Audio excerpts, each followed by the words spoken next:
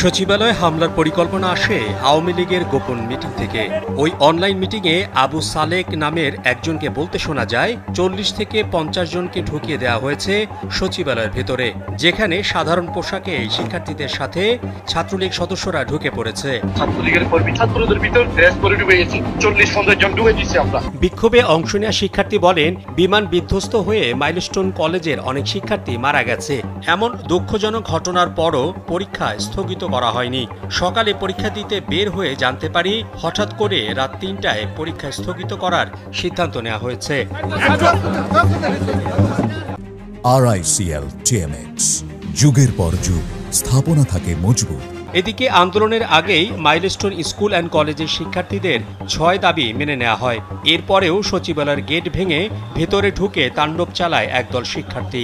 এতে প্রশ্ন উঠেছে, এমন সংকটের মধ্যে দেশকে অস্থিতিশীল করছে কারা? পেছনে সত্যি শিক্ষার্থী নাকি অন্য কেউ রয়েছে?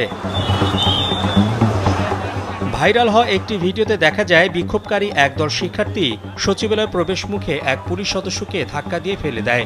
এরপর একসঙ্গে 10 থেকে 12 জন এসে তাকে মারধর করতে থাকে। প্রাণ রক্ষায় পুলিশ সদস্য দৌড় দেয়। আরেক পুলিশ সদস্য এগিয়ে আসলে তাকেও কিল ঘুষি লাথি মারতে থাকে বিক্ষোভকারীরা।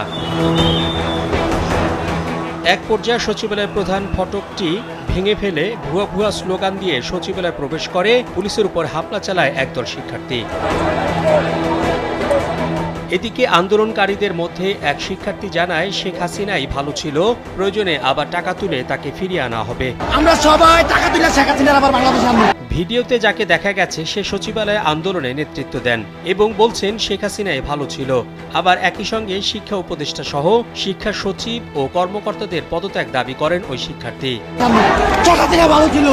অথচ এই আন্দোলনের পরিকল্পনা আসে আওয়ামী লীগের একটি গোপন বৈঠক থেকে, যেখানে বলা হয় ছাত্রদের পোশাক পরে 40 থেকে 50 জনকে ঢুকিয়ে দেওয়া হয়েছে সচিবালয়ের ভেতরে।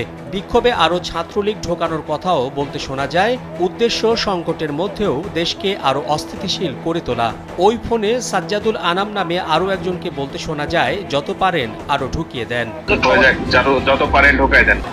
এদিকে সচিবালয়ের আন্দোলনের ফুটেজ ও ছবি ফেসবুকে পোস্ট করেছে আওয়ামী লীগ ও নিষিদ্ধ ছাত্রলীগের নেতাকর্মীরা। একই সঙ্গে প্রধান উপদেষ্টার পদত্যাগ দাবি করেছেন এবং সংগঠনটির ফেসবুক পেজ থেকেও একই ভিডিও শেয়ার করা হয়।